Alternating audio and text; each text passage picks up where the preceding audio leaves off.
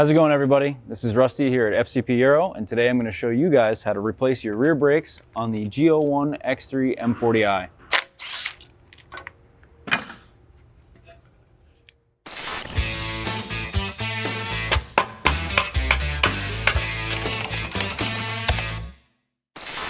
On the table in front of me, we have a kit we've compiled in-house with the Zimmermann Z-Coat rotors along with the ATE semi-metallic pads. The ATE pads do come with the caliper hardware along with the shims, and we've added the brake wear indicator along with the caliper bolts, as those are one-time use as well. As you can see, we've gone ahead and replaced the driver's side rotor along with the pads and all the hardware, and we'll be going over the passenger side, which does include that brake wear indicator. A couple of things you may want to keep in mind if you're considering replacing your brakes is you may be experiencing some pulsation, some grinding noises, or if that brake wear indicator has mated with the brake rotor, it has put a light on your dash indicating that the brakes are due for replacement. That would be the best case scenario. However, halfway through the life of the car, I think someone has gone ahead and replaced the brake pads aside from just replacing the rotors. I can tell by the large groove or lip on the outside of the edge of the rotor, as well as how much brake pad material is left. These brake pads are like new and these rotors look to be original, so there's a good chance that someone has replaced the brake pads without replacing the rotors. This could cause some pulsations, some squealing noises and squeaking noises, and that's why we're going to go ahead and replace the brake pads along with the rotors and make sure that they mate with an even braking surface. With a lot of the modern ABS systems, the rear brakes may be in use without your input. What I mean by that is all of the ADAS systems and all the extra creature comforts in the vehicle are operating the brakes, whether you're touching that brake pedal or just cruising down the road. So the rear brakes do tend to wear out a little bit faster than normal. That being said, it's not abnormal to have to replace your rear brakes at about 30,000 miles. Our car has about 80,000 miles, which is another factor why I think that someone has replaced the brake pads and reused the rotors. So a couple of factors to keep in mind. You always want to replace the pads and rotors at the same time and all of the hardware just to make sure that we don't have any added noise to our new brakes. And with that, let's go ahead and talk about the tools we'll need to take care of the job. Now, unlike the front brakes on this vehicle, we will need to use a scan tool in order to retract the electronic parking brake. We're going to be using the Autel MX808, which will help ensure that we retract that parking brake with no issues and make sure we have no faults after the job. Also, we're going to need a hammer, a pry bar. Additionally, I have two caliper depressors here. We'll see which one works best for us in the moment. However, we offer both of these options at fcpero.com. I've also got a 17mm wrench that I've shaved down slightly and a 13mm wrench for removing the caliper. I've got a wheel hanger, a pocket screwdriver, a 6mm Allen, an external Torx 16mm, a 13mm socket, a 17mm socket. Also have a caliper hanger for ensuring that the caliper does not hang by the brake hose. Maybe not absolutely necessary, but definitely will be helpful. A 1/2-inch impact gun, as well as a 1/2-inch ratchet. A 3/8 or a 1/2-inch torque wrench would be necessary as well. Something that exceeds the 140 Newton meters of the wheel would be helpful. My 3/8 only goes to about 135, so we will need something a little bit more to torque the wheels. And with that, let's go ahead and get into the repair. Now, before we get started, we do have to put the electronic parking brake into what's commonly referred to as a service position. And with this car not having a physical key, we will have to do a 3 times on the start-stop button in order to get the ignition on, engine off status on the vehicle. So 3 times with the ignition switch. We have our scan tool connected. Right now we're using the Autel MaxiCheck MX808, and we're going to go into the diagnostics. Once that gets in there, we'll auto detect the VIN. One thing you do want to keep in mind when you're going through this procedure is do this before you even take the wheels off. Do not disassemble the caliper. As you perform the procedure, the pistons will come out slightly before backing all the way in and becoming in the service position. And there we go. And it is not absolutely necessary to use the scan tool once you're done. However, you are able to re-engage the parking brake with the scan tool. After about 3 miles an hour of driving, once you're done with your brake service, the parking brake will re-engage, and all you have to do is cycle the parking brake once in order for everything to go back to normal. One thing I want to mention before we get into the service is we do have a battery maintainer hooked up, making sure that the battery voltage stays above 12 volts. When performing the parking brake service position, the battery does get used quite a bit and draws a lot of amperage with both of those motors in operation. So just to ensure that you do not get them stuck halfway or cause your battery to drain, Really want to make sure you at least have some alternate source of power, keeping that battery over 12 volts. Once you've auto-detected the VIN, we can go in and select service. Then we're going to go into chassis and suspension, and then we'll go to parking brake. We're going to go to workshop mode, and this will give you basically the functions in which you would use this would be to replace your brake pads, replace your caliper, or perform service on one of the parking brake actuators. So this is going to activate the installation position. And again, as I said earlier, you could certainly use this to deactivate the installation position. However, it is not necessary. The vehicle will deactivate after you go over 3 miles an hour and then activate the parking brake once you do that. So we're going to just do the activate installation position. You'll hear the parking brake run once I hit continue. So you should audibly hear the parking brake retract, and then what that'll do is that will pull the parking brake motors out so that you can manually push the pistons back in as if you were performing a brake service on the front brakes, which everyone's familiar with. There's no need to spin the parking brake in with any special tools. You can certainly just use a normal caliper depressor or even a pair of pliers. So now the parking brake has been disabled, and it has a message about the activation at 3 kilometers an hour. Now we're going to move forward and go ahead with our brake service. The parking brake is disengaged, however, right now, so you will not be able to do anything with that switch. So if the vehicle is still in neutral or on jack stands, just be cognizant that you do not have a parking brake. First step, we're going to go ahead and remove the wheel. If you have a wheel lock key like we do, hopefully yours is located in the trunk, grab that and a 17 millimeter on an impact gun. Otherwise, feel free to use a breaker bar while the vehicle's still on the ground. And now before we actually get started on the pads and rotors, let's go up to the box up here and expose the brake wear indicator connector. That's going to trail down along the control arms and lead into here. So just remember what provisions those go into, and we're just going to get that loosened up and be able to remove that with our brake pads. With either your hand or a pocket screwdriver, we're going to go ahead and open the box where these connectors are housed. Just has 2 clips on the outside of that one. We're going after the blue connector. The other one is the ABS harness. You don't want to mess with that.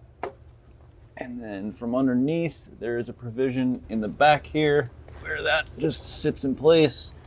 And then you can see here, it does not have the correct brake sensor.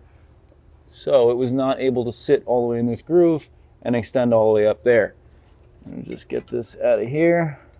It may have been placed underneath the bleeder screw just since it wasn't the right one. Now we can just let that hang out there, and we'll go back to that when we go reinstall the new one. Now we're ready to go get our caliper off. You'll notice the 17 millimeter I have here is slightly modified. I went to the local parts store, grabbed a cheap wrench, and ground it down just to make it a little bit thinner in order to get inside of the pin area where we're going to be counter holding.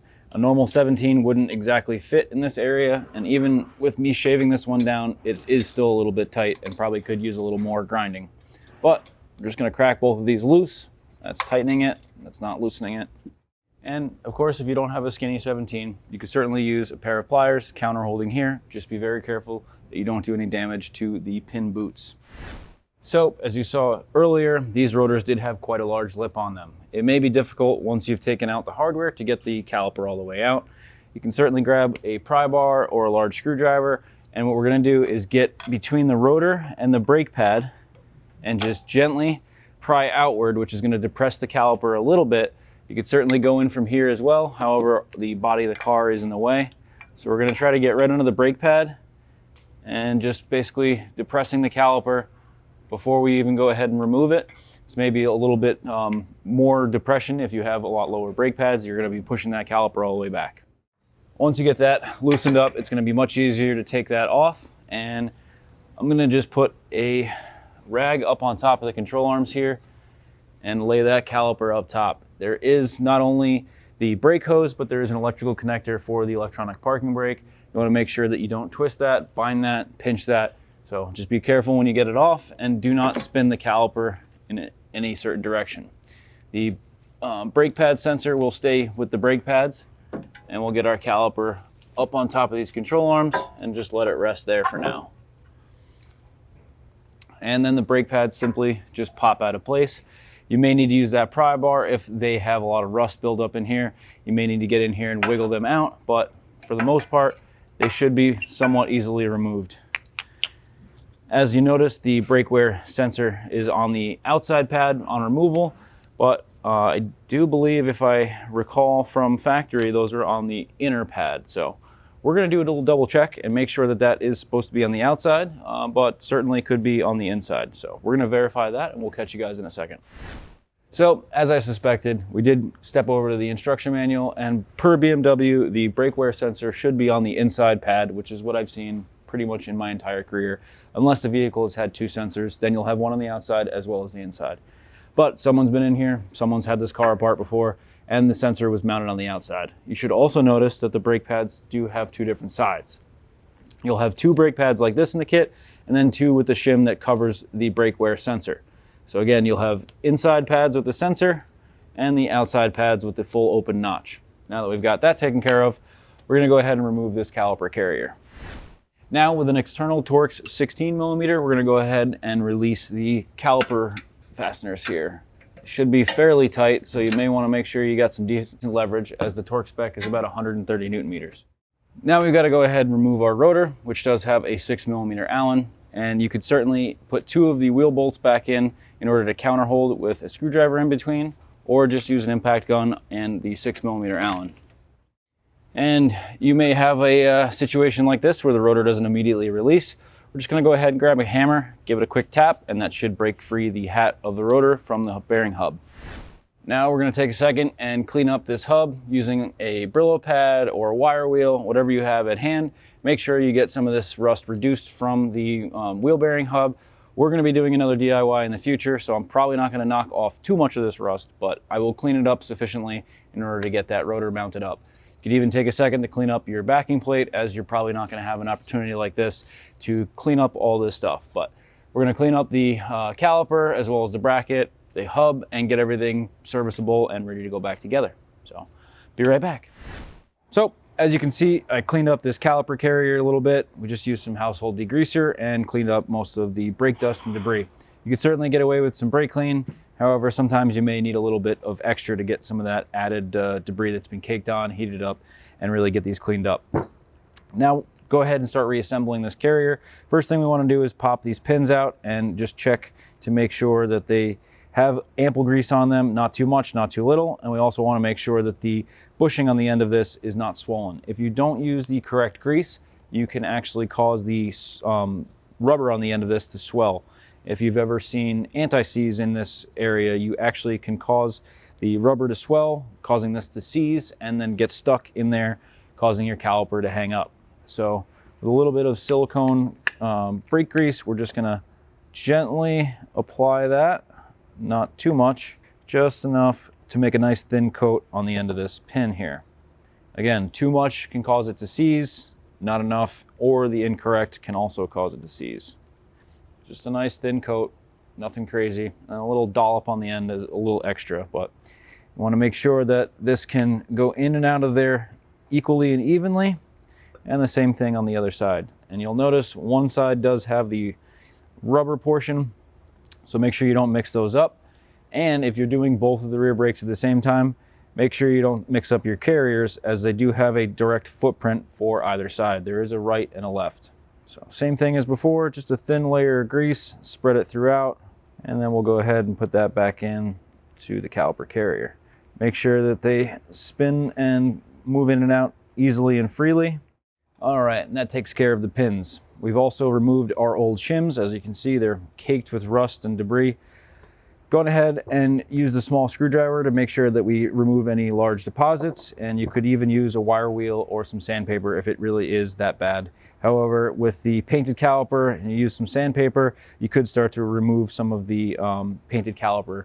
So we're going to go ahead and reinstall these in here, and these are the same top and bottom. Just get them lined up and clip them into place.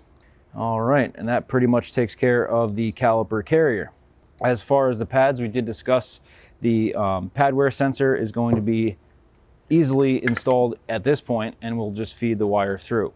So if you were to put the caliper on and have the caliper on, you could certainly install this. You may need to use a pair of pliers. At this point, with the pads off, this is going to be the easiest point of installation. There are two sides to this brake wear sensor. You can certainly reference your old brake pad, as it can only be installed one way. And you'll notice that the side with the small little nub in the center is the side that's going to be facing the brake pad material. The other side will not allow it to be installed because it does have that cover on the back. Click that into place, give it a little tug, that should be engaged fully. And that pretty much takes care of the caliper carrier. We've got this reassembled and greased. We're going to go back over here and install our new rotor. All right, we've gone ahead and cleaned up the hub for you guys, and we're going to go install our new rotor.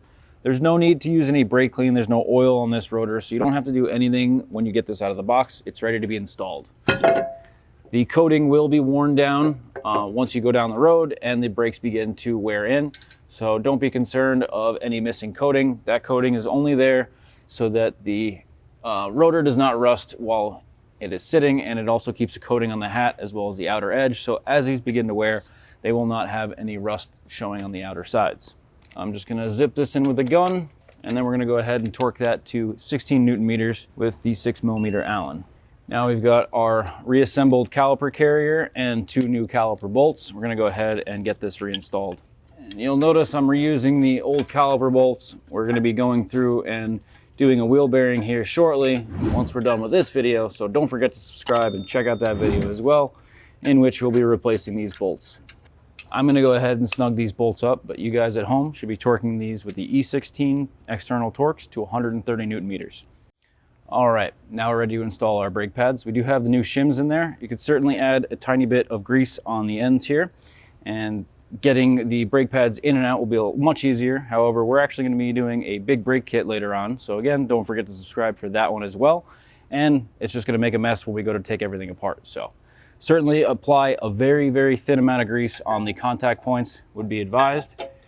And then kind of tipping in these brake pads just like so. And remembering that that brake wear sensor is going to go on the inside. And if you've done it correctly, making sure that there is no added debris under those shims, they should fall into place and fit, not loose, but loose enough that you can move them in and out just with your hand. Now we've got everything reassembled, we want to make sure our caliper piston is pressed back. If you recall from earlier, we did use a pry bar to push that piston back slightly. However, if you had brake pads that were worn down to 2 to 3 millimeters, you would more than likely have to use a brake caliper depressor, and that pry bar trick may not work. So I'm going to go ahead, grab a piston depressor, and make sure that that piston is fully seated in that caliper before reinstalling. As you can see, the piston is just slightly sticking out past this boot. We may be able to get it on with new pads, but we want to make sure that that's fully seated, and we also want to make sure that this caliper does not have any binding issues. So before we put it all back together, let's make sure this is a good caliper. Nicely flushly seated, so we can go ahead and install that on our brakes. So you are going to want to make sure that you fish through the brake pad wear sensor. And then if you pushed your caliper back in enough, it should fall right back on. So with our new hardware, as it does have new Loctite on there, we're going to take these just like we removed them, and we may have to use that 17mm just to get them to bottom out before torquing them down. So with the 13mm, we've already counter held the 17 there, and we're just going to torque these to 35 Newton meters. Go ahead and remove your rag, caliper hanger, whatever you had holding your caliper out of the way. Then we just need to route the brake wear sensor again. It should go into the provision here on the caliper, and then go up the one subframe. So make sure that you are firmly seated in the provision next to the ABS sensor in the center of the subframe here before going up to the box. And then you're going to want to connect the connector outside of the box. Ensure that that firmly engages. And then there are certain provisions to keep dust and water out of there, so make sure those are engaged as well. You can see this one is not all the way in. And then just click that box into place. Double check your wiring before putting your wheel on. You can certainly tuck this up under the dust cap for a little added security. If I can do it with gloves on, be all right. There we go. All right, now we're ready to put our wheel back on and almost ready to wrap up this DIY.